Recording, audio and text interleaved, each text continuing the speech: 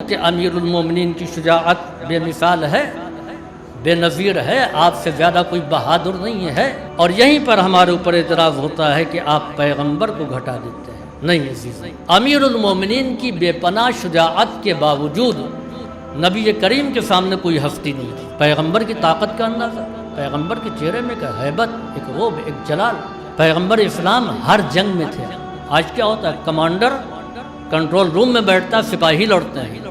پیغمبر کا خیمہ میدان جنگ میں درمیان میں ہوتا تھا، محاذ میں ہوتے تھے۔ نبی کریم کے ہاتھوں میں تلوار نہیں ہوتی تھی، نیزہ نہیں ہوتا تھا۔ چنانچہ لطیف واقعہ ہے کہ مکے کا ایک، جس کو کہا جائے کہ سڑک چھاپ گنڈے ٹائپ کا، پیغمبر کو بہت ستاتا تھا، اور ایک گھوڑا بہت اچھا لے آیا تھا، اور اس گھوڑے پر بیٹھ کر کے یہ کہتا تھا کہ محمد ہم تم کو ایک دن اسی پر بیٹھ کے قتل کریں گے۔ پیغمبر نے کہا نہیں، میں تجھ کو قتل کروں گا۔ احد میں اس نے پیغمبر کو اکیلا پایا، آ گیا، کہا آج موقع آ گیا۔ پیغمبر نے کہا میں نے بھی تو کہا تھا کہ میں تجھے قتل کروں گا۔ کہا آپ کے پاس تلوار نہیں ہے، نیزہ نہیں ہے، کوئی بات نہیں۔ اس نے حملہ کیا، پیغمبر نے ہاتھ بڑھایا اور نیزہ اپنے ہاتھ میں لے کر کے چھین لیا۔ اب پیغمبر کے ہاتھ میں نیزہ ہے۔ نبی کریم نے بس ہلکی سے ایک ٹچ دیا، ذرا سا سوئی کے برابر دھسا دیا۔ اتنا گھبرایا، واپس آیا کہ میں بچوں گا نہیں، میں بچوں گا نہیں۔ لوگوں نے کہا کہ معمولی سا چیرا لگا ہوا ہے، اس میں کوئی مرتا نہیں۔ کہا نہیں، وہ کہتے تھے کہ میں تجھے قتل کروں گا۔ ہیبت پیغمبر سو مر گیا۔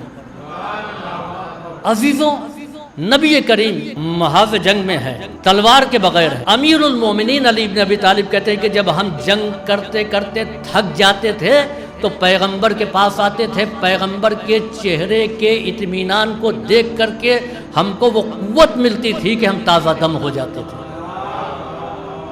یہ کمال تھا۔ فرق آپ پہچانا کہ دونوں میدان جنگ میں ہے، امیر المومنین بھی ہے، مولا کائنات ہیں، اور رسول اسلام بھی۔ دونوں کی شجاعت میں فرق یہ ہے کہ مولا کائنات میدان جنگ میں ہے مگر اسلحے کے ساتھ، پیغمبر دشمنوں کے درمیان ہے مگر بغیر ہتھیار کے، تلوار کے ساتھ جو میدان جنگ میں نظر آئے اس کو علی کہتے ہیں، بغیر تلوار کے جو میدان میں ثابت قدم رہے اس کو نبی کہتے ہیں۔ اور قوت اور طاقت کا اندازہ آپ لگائیں۔ موقع ہے اعلان غدیر کا۔